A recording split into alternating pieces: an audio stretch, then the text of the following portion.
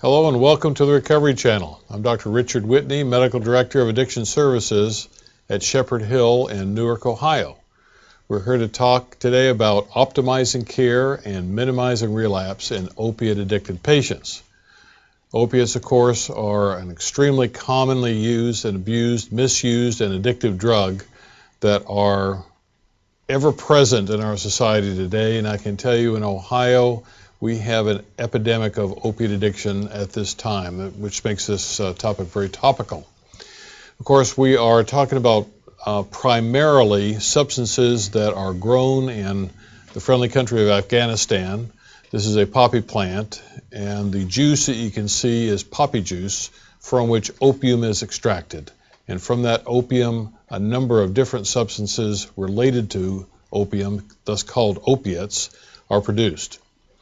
Now, this has been in our society and other societies for 6,000 years that we know about. People very early on found that the poppy juice was very successful in relieving pain and inducing sleep. In 1805, morphine was synthesized from opium. Morphine is named after Morpheus, the god of sleep. 1874, heroin, named after the German word for heroic, because it was felt to be a wonderful pain-relieving medication without the potential for causing addiction. Of course, we certainly found that that was not the case. Later, synthetic opioids that we'll talk about tonight and during this presentation, as well as the endogenous opiates which occur in the central nervous system that we're born with, that we all can feel during the runner's high. So these products have been, and again, in our society and sometimes in our pharmacies. You can see here what we have is Vaporol treatment from the great city of Kalamazoo, Michigan, which contains 40% alcohol and 3 grains of opium. You can go down to your friendly neighborhood pharmacy and buy this early on in the century before the Harrison Act of 1918. Again, the Bayer company that makes Bayer aspirin synthesized heroin, named it after the German word for heroic, felt to be a wonderful pain-relieving drug, and of course that was quickly displaced because we found heroin is terribly, terribly addictive. In our society, we have a number of different pharmaceutical agents which are synthesized either directly from opium or in the laboratory. Percocet or hydrocodone. Recently, of course, we're coming off of an OxyContin, oxycodone continuous release formulation. Now being displaced, at least in Ohio, with heroin. Dilaudid, Vicodin, hydrocodone are very commonly used and misused an addictive drug for healthcare professionals. OxyContin, which was reformulated so it could not be snorted or injected, which led directly to a large amount of heroin being imported into our country, which again is just terribly epidemic. Here we have the kind of routine that a heroin addict would go through here in Fort Myers, but of course any place in the country.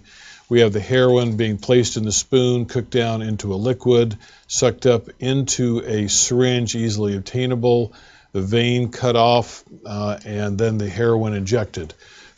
Quickly producing a euphoric event likened to an orgasm by heroin addicts, followed by multiple different feelings of relaxation, peace of mind, pain relief, psychic pain relief, and quickly wearing off so that people absolutely have to get their next fix. As tolerance goes up, the duration of the high and the intensity of the high goes down, leading to addicts to use more and more and more.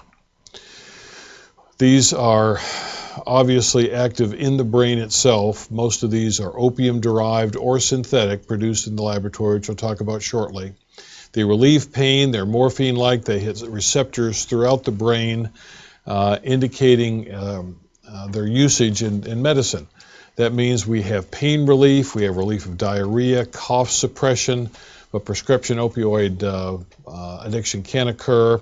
We can use opiates intranasally, intralingually, sublingually, orally, transdermally, intramuscularly, and most potently intravenously. This is a picture of the reward center of the brain. This has evolved into the ancient part of our brain from millennia ago, and what we have is a part of the brain that rewards the organism for performing certain activities that enhance survival. Survival are things like drinking when we're thirsty, seeking out food when we're hungry, seeking nurturing and protection with our relatives and other organisms like ourselves, and seeking out a mate and reproducing. And of course, the sex act, drinking liquid when we're thirsty, eating food when we're hungry, produces a surge of activity that makes us just feel absolutely wonderful. That's why it's called the reward pathway. It starts in the ventral tegmental area, sending nervous impulses up to the nucleus accumbens and then up to the prefrontal cortex, eventually hijacking the prefrontal cortex, which is responsible for executive thought, decision making. And as we know, people who are in the midst of addiction do not make good decisions. That's because the desire and the craving for reward supersede the prefrontal cortex thinking, this is what's good for me, I shouldn't spend my rent money on the next heroin fix. At a little more microscopic level, we have a triad of nerve centers, the dopamine terminal, these diamond-shaped objects representing dopamine neurotransmitters, the blue opioid receptors of the postsynaptic cell, and then we have an opiate receptor terminal, and the triad here produces the euphoria produced by dopamine and the intense feelings of pain relaxation and cough suppression, as well as the relaxation euphoric effects of the opiate molecules. So it's a complex interaction that opiate molecules, whether it be diacetyl morphine, which is heroin, whether it be morphine itself, codeine, or a number of other pharmaceutical agents. We can see that opiate receptors are distributed throughout the brain, throughout the cerebral cortex, in the midbrain, and around the reward pathway. And it's in primarily this reward pathway where we get the euphoric effects and the mitigation of psychic pain and physical pain in the cortex of the brain. So these are really active throughout the brain, which is why they have a variety of different beneficial and life-threatening effects. The effects can be pain relief, which is analgesia, of course, sedation, leading to sleep, euphoric effects, which is what really gives people the initial rush when they first take opiates into their system. They feel on top of the world. Constriction of pupils or meiosis, respiratory depression, unfortunately, which can be therapeutically very detrimental to elderly patients or patients who aren't breathing well, and also what leads to the terminal event is respiratory cessation in people who overdose on opiates. Cough suppression can be a therapeutic benefit. Nausea, vomiting is an undesirable side effect. Blood vessel dilation, which leads to reduced blood pressure, is an undesirable side effect. Constipation, which is very common in people who chronically use opiates, as well as itching. The detrimental effects that we hope to avoid but cannot be avoided in drug addicts are sedation leading to physical injury and accidents, overdose leading to seizures and death, especially those drugs like meperidine that have metabolically active and seizure-producing intermediate metabolites. This can lead to overdose, seizures, and death. Malnutrition, intravenous use spreads hepatitis B and C as well as HIV, bacterial infections on the heart valves leading to endocarditis, sepsis, and death, and depression leading to a high incidence of suicide. So we can see these opiates have a wide variety of effect. They're taken for euphoria and pain relief, but we cannot separate these out in the 21st century yet from their undesirable side effects. Now briefly, what's the difference between an opiate and an opioid? An opiate comes from the opium poppy. We get the opium juice and it is chemically separated, synthesized, carbon molecules are added and subtracted. So we have opiates like hydrocodone, morphine, heroin, and buprenorphine. Opioids are those chemicals that have never seen the inside of a poppy plant. They produce pain relief, and they're chemically very similar and sometimes quite dissimilar, but hit the opioid receptors in the brain, producing both the desirable and the undesirable effects. Again, we have natural opioids that are thebaine derivatives such as morphine and codeine, semi-synthetic, which have been altered in the laboratory, oxycodone and hydrocodone being the most commonly prescribed, and fentanyl, pentazocine, methadone, and meperidine, which again have never seen the inside of a poppy plant. We also have a variety of different types of opioid receptors in the brain, mu receptors producing analgesia and respiratory depression, delta receptors, analgesia and euphoria, kappa receptors, pain relief, but also dysphoria. Some people have a predominance of activity of the kappa receptors, and they'll take a Percocet or they'll take a Vicodin, and they'll say, how could anybody get pleasure out of this? signifying the difference between not addicts and addicts' brain. This is not a choice that people make. People are born with a biological predisposition to an abnormal overreaction to drugs like opiates. Now, these are a group of chemicals that are thebaine derivatives derived either directly or indirectly from opium, and will turn an EMET, which is enzyme multiplied testing, that will produce a positive drug screen. These are standard drugs like morphine, hydrocodone, oxycodone, and buprenorphine. The EMET tests are the immunoassay tests, enzyme multiplied immunoassay tests that are commonly ordered in the lab and from a dipstick. Now, the other methadone-like chemicals will not turn a standard EMET screen positive and need a specific test for methadone, a specific test for Demerol. These are important because people can be using drugs other than thebaine type drugs and still have an initial drug screen negative. So pay attention to these if you're ordering drug screens on patients. Of course, we do not have a simple thing of someone beginning to use an opiate and then staying on the same dose and never getting any problems. This is a progressive illness. We start with the use of opiates, we go to misuse of opiates, and then we go to addiction. Why is that? In the early phase, people take their first Vicodin, their first Percocet, very commonly either obtained from a friend or obtained from a physician, legitimately for a broken bone, a sprained ankle, and unfortunately this is how many people get started in their opiate addiction.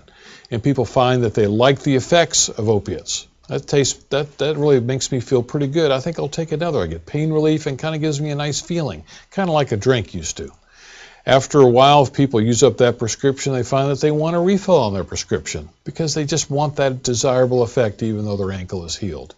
Finally, after a period of weeks, months, and sometimes years, but usually weeks or months, people find that they cannot do without the beneficial effect of opiates because life just does not feel comfortable and pleasant and desirable anymore without opiates. After physical dependence sets in, patient's worst nightmare becomes opiate withdrawal.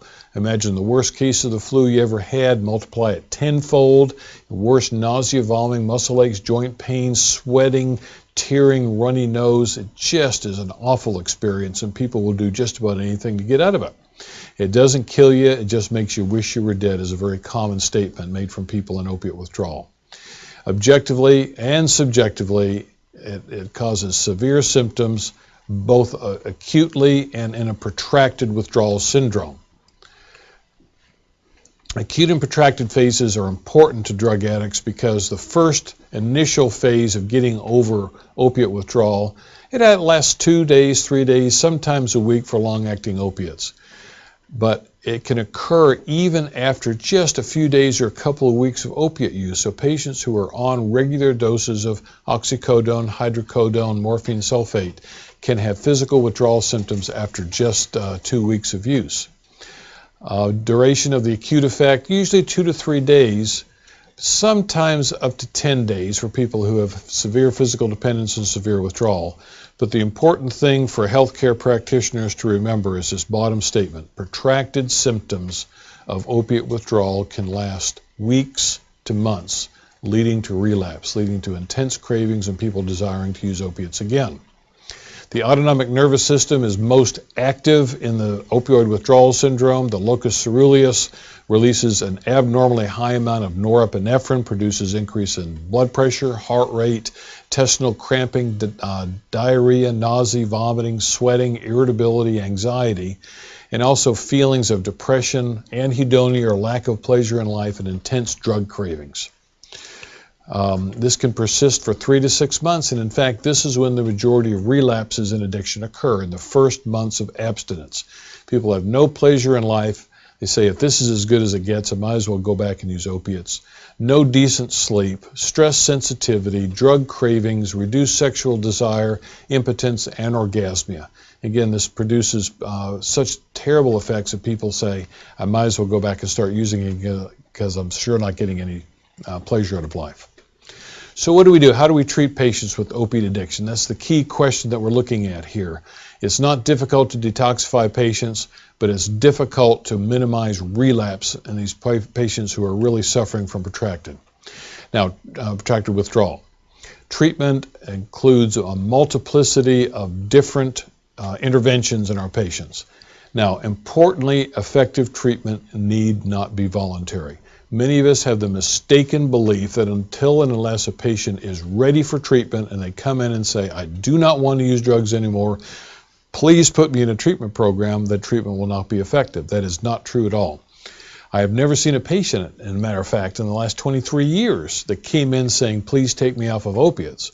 What they say is, please, I don't want the adverse effects to occur anymore. I'm tired of having a probation officer. I'm tired of going to jail, tired of overdosing, not being able to keep a job. My family's on my case. My kids don't want to be around me. I'm getting HIV infections, hepatitis infections, endocarditis. It's these negative adverse consequences that get people into treatment. Once people are engaged in treatment, it's much more important what happens during the treatment process rather than what got them there. Sanctions actually increase treatment compliance. We love to have family members involved. We like to have probation officers involved because they keep the patient reminded when the going gets tough, if they leave, they're going to have more adverse consequences, so maybe they ought to stick around and complete treatment. And very important to understand is treatment outcomes are similar for those who seek treatment under minimal pressure versus those with a lot of pressure to get into treatment. Less than 90 days of treatment is very, very limited effectiveness in patients with opiate addiction. Without some type of combination of inpatient, residential, intensive outpatient treatment, including involvement in 12-step recovery groups, less than 90 days of treatment has very little effect on the progression of the disease. The relapse rate is astronomically high. Longer treatment is frequently indicated beyond 90 days. We have to have the capability of programs keeping patients involved in treatment, sometimes 6 to 9 months or more, especially people who have relapsed after multiple treatments. There is no single treatment that's right for all individuals. Fortunately, now we have a multiplicity of choices as far as outpatient, inpatient, residential treatment, as well as new medications that can substantially reduce the relapse rate in opiate-addicted patients. We have to address the entire patient, not just the opiate addiction. Sometimes there are co-occurring addictions. Sometimes there are co-occurring behavioral addictions, such as gambling, sexual addiction, eating disorders, health problems, diabetes, family problems, financial problems, social problems. We have to address all these with the individual to minimize the likelihood of going back and using drugs again. In a typical treatment plan, again, it's not just treating the patient for addiction, it's also screening the patient for other co-occurring disorders, assessing the whole patient, getting a complete drug and chemical use history, developing a formal treatment plan, behavioral therapy and counseling, monitoring. Without drug screening, you can never believe whether a patient is completely abstinent or not. The lack of drug screening in programs frequently means that they're going to have a substantial number of people who are still using chemicals. Pharmacotherapy, very, very important nowadays because we have medications that can make a dramatic difference in patients' early sobriety and helping them stay sober throughout the first months and years of sobriety. Case management, aftercare for up to 2 years in our program, and 12-step group involvement. 100% of all of our patients with any chemical use disorder, especially opiate addiction, we get them involved in 12-step recovery groups so they can develop a peer group of sober recovering individuals. The goal of treatment is not just to stop using drugs, although that is the first step, but to return to productive functioning in life. Reducing drug use by over half, reducing crime by over half, increasing the employment prospects. All of these occur with proper treatment, cessation of chemical use, and an attitude change of the patient. This doesn't sound on the surface, oh, only 50% get well, but if you compare it to other chronic, progressive, treatable, but incurable, relapsing, fatal medical illnesses such as diabetes, asthma, emphysema, hypertension, and major depression, we have similar, if not better, outcomes with our patients who are opiate dependent.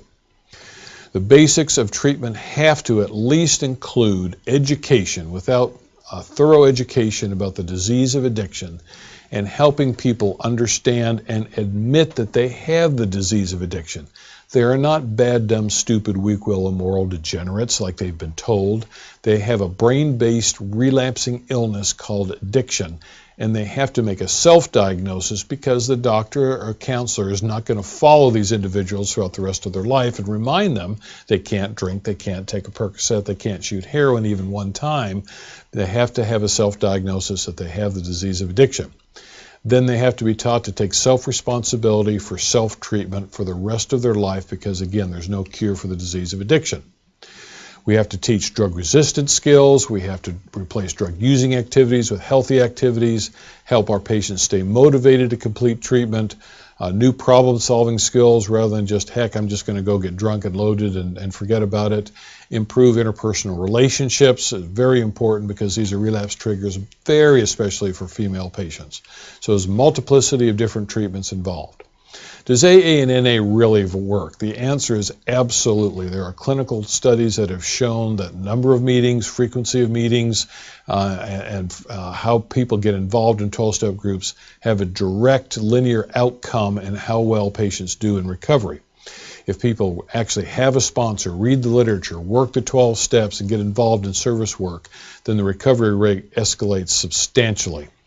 Clinically, if you have a patient involved at the very least weekly, although 3 times a week is optimal, then we have a substantial retention rate and a very respectable abstinence rate of at least 75% for those who get involved at least in weekly meetings, and hopefully more than that. Now, is it really cost effective to treat people with this chronic relapsing illness? The answer is absolutely correct. Unfortunately, our legal system, which is primarily interested in punishment rather than treatment and rehabilitation and prevention of future crimes, is a very ineffective way to treat the disease of addiction. Plus, at the cost of no less than $20,000 and probably upwards of $30,000 to keep an individual incarcerated in a penitentiary for a year, rather than an investment of half that much or less in good quality treatment, we can bring about much, much, much better results without disgracing someone, have them have a felony charge on their record for the rest of the year, for the rest of their life, and make them almost unemployable. Every dollar invested in treatment yields up to $7 in reduced crime-related costs, incarceration, police time, arrest, victimization, and so forth. So it's one of the best investments we can make. And it can improve that savings up to $12 for every dollar invested when you include healthcare costs, reduce overdoses, emergency department visits, altercations, fights, falls, motor vehicle accidents, HIV infections, hepatitis infection, and so forth. Reduced interpersonal conflicts, child abuse, and spousal abuse, improves productivity in the workplace, and fewer drug-related accidents and injuries. So if we simply look at it as how much bang am I going to get for a buck? Am I going to waste $20,000 or $30,000 locking someone in a cage with rapists, murderers, and thieves? Or can we invest that money in our population and have a much better return on investment and much better improvements in society than simply locking people away in a cage? What factors predict a higher likelihood of treatment success? Obviously, support from family and friends. Many people enter treatment still with an intact family or at least a supportive family and good, sober friends to support them. This obviously bodes well for long-term success. Good medical insurance and financial resources are very important. Unfortunately, we're diverting a lot of our tax dollars to policing, incarceration, interdiction that really produces very little interruption in supply. It simply raises the price of the drugs that still get through. If we can invest that money in our population, I think we'll get much better bang for the buck. Pressure to stay in treatment. Probation officers, family members, you're going to stay in treatment or I'll fire you. You're going to stay in treatment or I'll divorce you. You're going to stay in treatment or I'm going to put you in jail. These are good motivators to help people stay in treatment, complete treatment, and predicts good treatment success. Motivation to change generally comes after someone begins treatment. Patients very commonly have no idea what life is going to be like clean and sober, but after a period of time and working with counselors and working with other patients who have been sober for a while, people can say, well, maybe I'll just go ahead and complete this process because these people that aren't using drugs anymore seem a lot happier than I was. And good outcomes are very contingent on adequate lengths of treatment. The longer the patient is involved, the better the outcome. And again, remember that key 90 days of treatment is what brings about optimal results. If appropriately given, treatment can be very, very effective and very cost effective.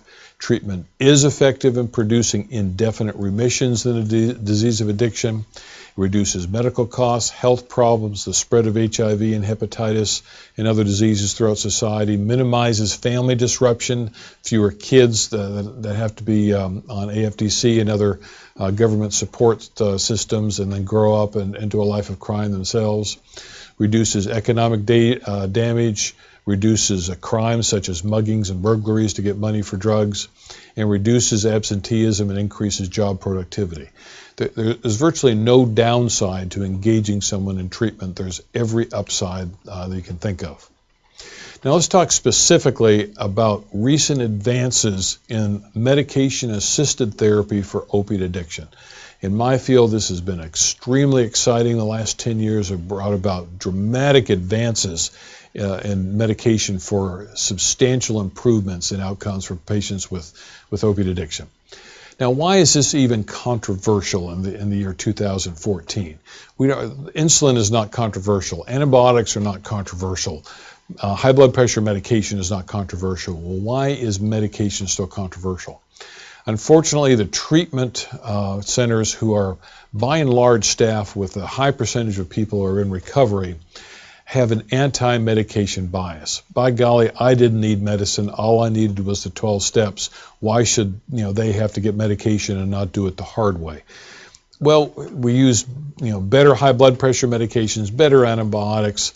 We treat patients very differently surgically, get them out of the hospital. Why not let this improve our patient's outcome? We're not saying take medication and not go to AA and not complete treatment. Just complete treatment, go to the 12 steps, and this medication can very much help reduce cravings and improve outcomes, which is what we're after. Some people, even in the addiction field, say, well, it's a crutch and substituting one drug for another. Well, if I had a broken leg, I wouldn't mind using a crutch. I can look at insulin as being a crutch for my diabetes and be very grateful I have it. So a crutch it's a pretty good analogy, and I don't mind using a crutch for a while. And it is not replacing one drug for another any more than using asthma inhalers or using high blood pressure medications. And even if it is for a period of time, I can think of little more harmful than injecting dirty, contaminated, hepatitis-ridden drugs into one's veins over and over again until death occurs. And death really occurs at a very, very young age. We are losing a substantial proportion of our young generation who are using injectable drugs. Now, the scientific literature is not even in question and has not been for years. There's an abundance of scientifically produced, statistically significant medical literature documenting the beneficial effects of medication-assisted treatment. Pharmacotherapy is becoming the standard of care in treatment with drug addiction. Philosophies that oppose drug use hopefully will quickly fade into the background as being outdated. Scientific evidence clearly demonstrates not just the short-term benefit, but also the long-term benefit in treating clients with addictive disease. And should we as clinicians promote the optimal outcomes, balance of the literature clearly supporting medication-assisted treatment, reduce criminal behavior, reduced spread of infections such as hepatitis and HIV, back to work earlier, maintaining families, improve physical health. All of these have been shown very clearly with the medical literature and using medication-assisted treatment. Basically now in 2014 we have two basic types of medications. One is agonist therapy, the other is antagonist therapy. And agonist therapy, of course, are those medications such as buprenorphine, such as methadone, that not only cover the opiate receptors in the brain, but also stimulate them either mildly or moderately. That means there is an opiate effect that produces some mood alteration with respect to methadone, minimal or no mood alteration, but the opiate receptors are activated, which means it may produce physical dependence and withdrawal when the drug is withdrawn. It can be used with ongoing opiate use. It's not a complete blockade against using other opiates. It mildly reduces heroin reinforcing behaviors, and it does not have broad public appeal yet. Some people do not believe that methadone and buprenorphine should be used in opiate-addicted patients. That is outdated treatment, and we hopefully will be able to reduce that as time goes on. We also have antagonist therapy, specifically generic drug Naltrexone in different formulations, both oral and injectable, that has no negative perception whatsoever in the legal or medical community. It does alter the effect of other drugs such as alcohol in reducing cravings. It also has very favorable long-term outcomes. It has absolutely no addiction whatsoever, euphoria, withdrawal, or potential for physical dependence. So there's very little argument in those patients who choose to use, or whose clinician chooses to use antagonist therapy. And again, this drug naltrexone completely blockades and prevents any opiate from stimulating the opiate receptor in the brain. So agonist versus antagonist. In the antagonist group, again, essentially we have one molecule that works extremely well over the long term, and this is naltrexone. This can be taken orally under the brand name Revia, most commonly under a generic now, and very importantly, a wonderful new injectable once-a-month medication of slow-release naltrexone called Withdrawal, which we'll talk about at length today. We also have two primary agonist therapies that are FDA approved for opiate agonist treatment of opiate addiction, methadone and buprenorphine, the most common brand name of which is Suboxone. Let's first talk about our antagonist therapy. Again, no argument about this. Police love it, judges love it, patients like it, healthcare professionals have no problems with it. Most treatment professionals have no difficulty with naltrexone. This is a synthetic drug. It's not derived from opium, chemically very similar to oxymorphone, brand name Dilaudid, and no opiate agonist effect whatsoever. Essentially what it does, it goes into the brain, it covers the opiate receptor, holds on very tightly, and any other drugs coming in trying to displace it and produce an opiate effect like heroin or morphine will have no effect whatsoever. If a patient is already physically dependent and or addicted to opiates, then what the naltrexone will do is displace the opiates and put the patient in instant withdrawal. So we have to be careful of that before we administer our first naltrexone doses. It's available as 50 milligram oral tablets. These are very effective except for one key problem. Patients don't take them very often unless they're supervised because they don't get any benefit from it except not using opiates. Again, if people are physically dependent on opiates, then one single dose of naltrexone can put them into withdrawal. But 50 milligrams of naltrexone orally per day will block the effects of up to 25 milligrams of heroin, and 100 milligrams will block all opiates for up to 48 hours. So effective, but only if the patient actually swallows it. This is a picture of brand name Revia, also available for reduction in cravings in alcoholics. That's not the topic of our talk tonight, but this is a very effective medication, especially in patients who are dually dependent on alcohol and opiates. You get a twofer for one pill. This is the newest medication out. 100% of the world supply is made here near Dayton, Ohio, brand name Withdrawal, but again, it is naltrexone for extended release injectable suspension. And this is a drug that is really revolutionizing the treatment of addiction in a high proportion of patients.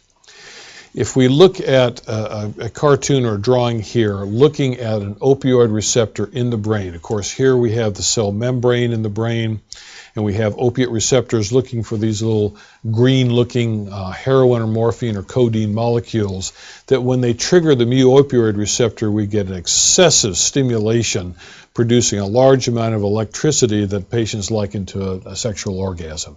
This is a euphoric effect followed by hours of relaxation, peace of mind, and when that wears out, the patient intensely craves other effects like this.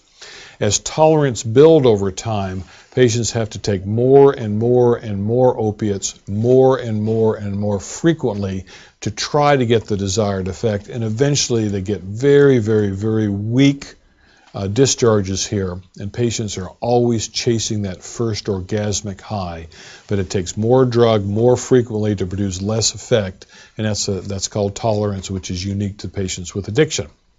Now, if we add a naltrexone molecule, looks like a strawberry here, think of it as a plug. The naltrexone plugs that opiate receptor, preventing any molecules of heroin, morphine, codeine, Dilaudid, oxycodone to get into that receptor.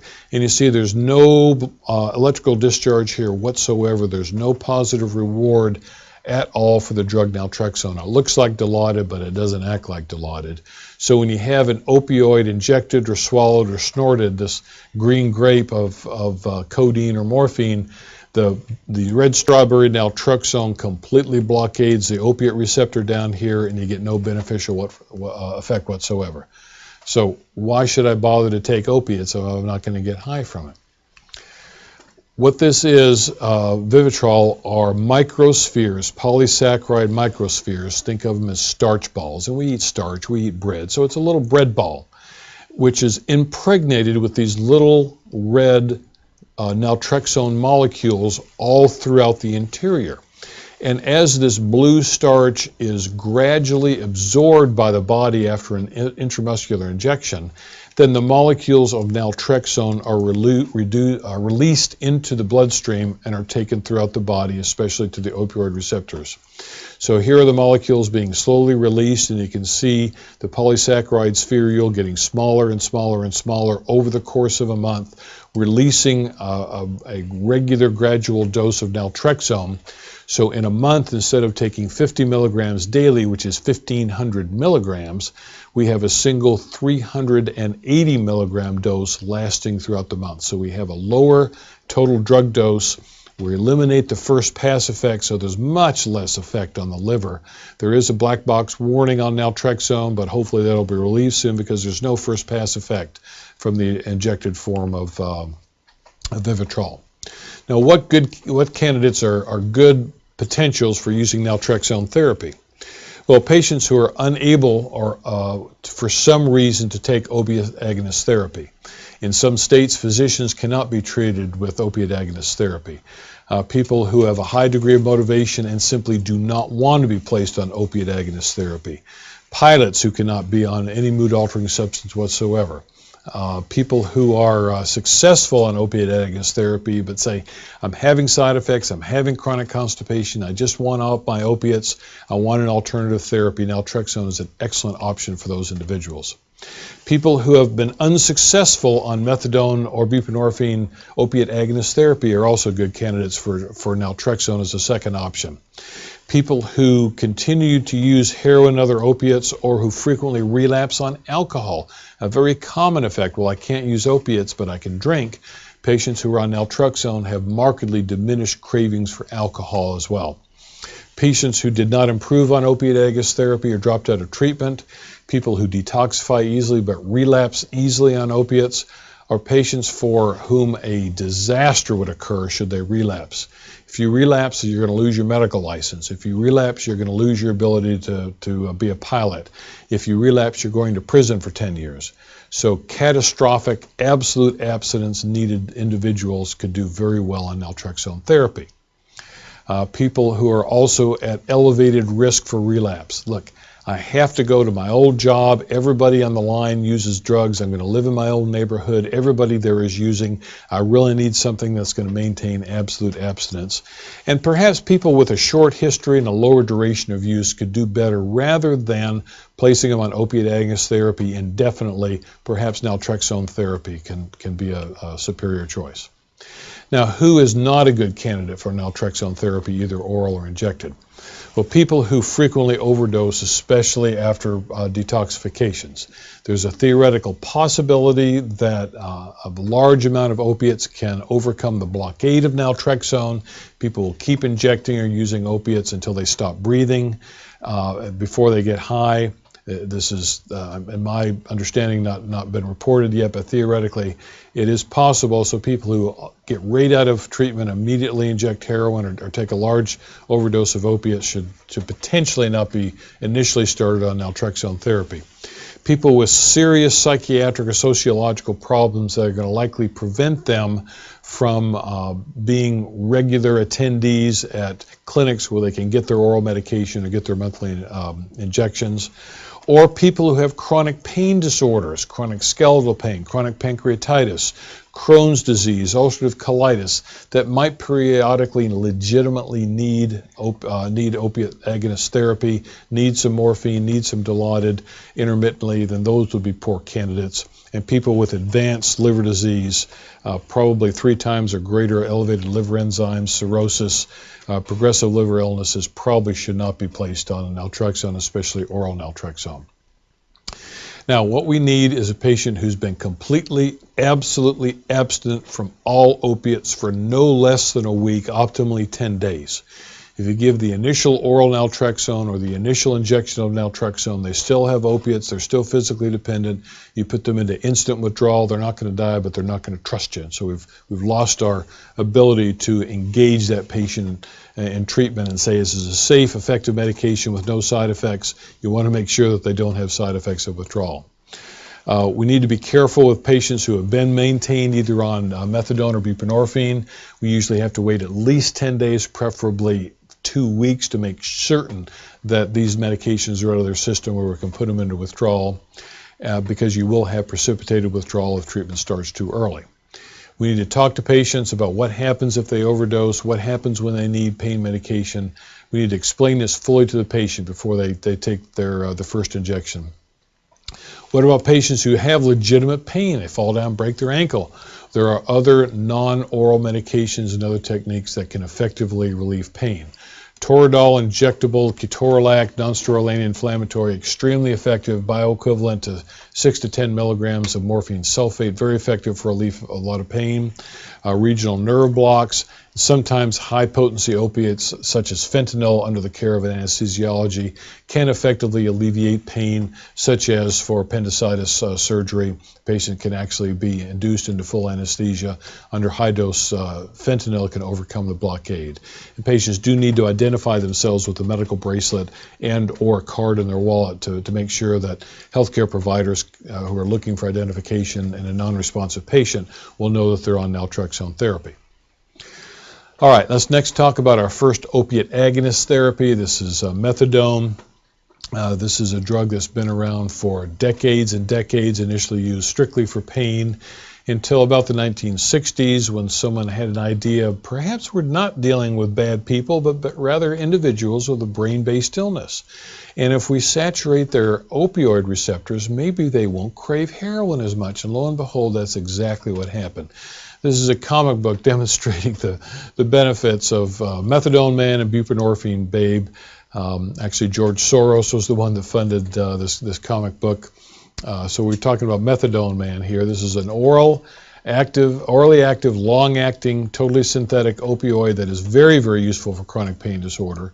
Recognizes the 60s have the potential to treat addiction and produces tolerance to the effect of heroin and all other opioids.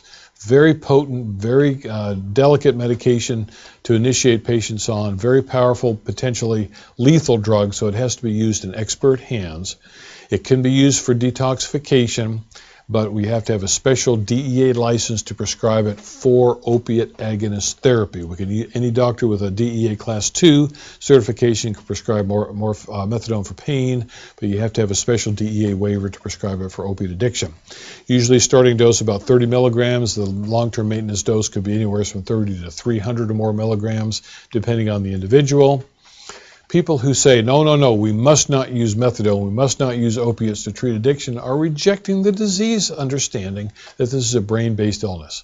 Substitution of one addictive drug for another is a misunderstanding of this important word right here, addictive.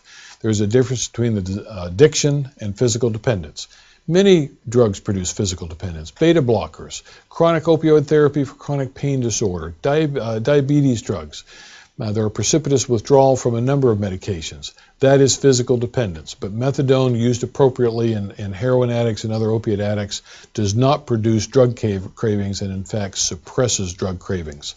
Some people say the drug-free state is the only valid treatment goal, and that would perhaps be fine if the patients weren't dying right and left from overdoses, HIV, hepatitis B, hepatitis C, endocarditis. And to me, it's better to be breathing than not breathing. And the drug-free state, unfortunately, is only infrequently obtained, and a much higher percentage of heroin addicts will have sustained recovery and abstinence from heroin with the use of drugs like methadone. We can see here very clearly when you combine methadone maintenance along with counseling and education, we have even a bonus. We have a reduced incidence of drug use showed by the reduced incidence of the number of positive urine drug screens. Crime days are dramatically reduced with using of methadone maintenance in heroin addicts. HIV is much less common in patients that are treated versus those that are not treated. What we are after here is this beneficial therapeutic window where we have craving relief with little or no side effects. This is the goal right in here. Down here we have too low of a dose, cravings. Up here we have too high of a dose, sedation, vomiting, and itching. So we aim for the sweet spot here in this blood level where we have reduction of cravings with no side effects. Now, what about management of pain, anxiety, and sleep in the opiate-dependent patient? Because these are very commonly encountered in every group of patients, including those with the disease of addiction. Well, how do we manage acute and chronic pain in the opiate-addicted patient? First of all, there are differences in physiologic pathways that conduct these nociceptive, painful information in the presence of tissue integrity. What does that mean? What that means is that brains and tissue propagation of information can be very different in opiate-dependent patients in recovery versus those who are not in recovery and those who have never had the disease of addiction. Also, sometimes it's very different even for addicts who are motivated for recovery to tell the difference between what's real, genuine pain and what their brain is telling them, maybe I heard enough to take an opiate. Some identify pain itself with the stress and anxiety that go along with pain as a very significant contributor to their addiction and to relapse. So if we overtreat pain, we can trigger relapse, but very importantly, if we undertreat pain, we can trigger relapse. So dependence-producing medications like opiates can be very helpful, but they have to be carefully monitored by physicians knowledgeable about the disease of addiction and knowledgeable in the treatment of the disease of addiction. And also, very commonly, like I said, some patients who are in recovery misperceive pain and cravings and can confuse themselves. So that's why supporting other aspects of the recovery while a recovering addict is in pain is so very important. Now, these patients feel absolutely pulled in every direction, okay, like a push me, pull you. They say, I want pain relief, but I'm terrified to go back to where I was. So we have to be very careful, reassuring, and knowledgeable about what we prescribe, how long we prescribe it. We have to, in many cases, involve a physician who is knowledgeable and trained in the disease of addiction. We have to reassure our patients, you are not here to suffer any more than everybody else. We are not going to punish you for having the disease of addiction by undertreating your pain. If the patients arrive at the hospital or the clinic or the healthcare facility already physically dependent on opiates, that is not the time to detoxify them. We switch over to safe therapeutic medications, but not detoxify them from opiates at that time. However, if the patient is co-addicted to sedative, hypnotics, alcohol, and other addictive drugs, then we must detoxify them safely from those drugs, just not the opiates, until the pain episode is over. There are non-medical ways to treat pain.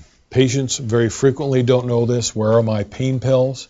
And doctors frequently forget there are oral or injectable medication techniques to relieve pain, such as transcutaneous electrical nerve stimulators, regional anesthesia, massage, exercise, stretching, ice, hot packs. All of these can be very effective in treating pain. But we need to reassure our patients that we are going to adequately treat their pain, even those with addictive disorders. In those who are hospitalized, probably the most effective technique is using a patient-controlled administration.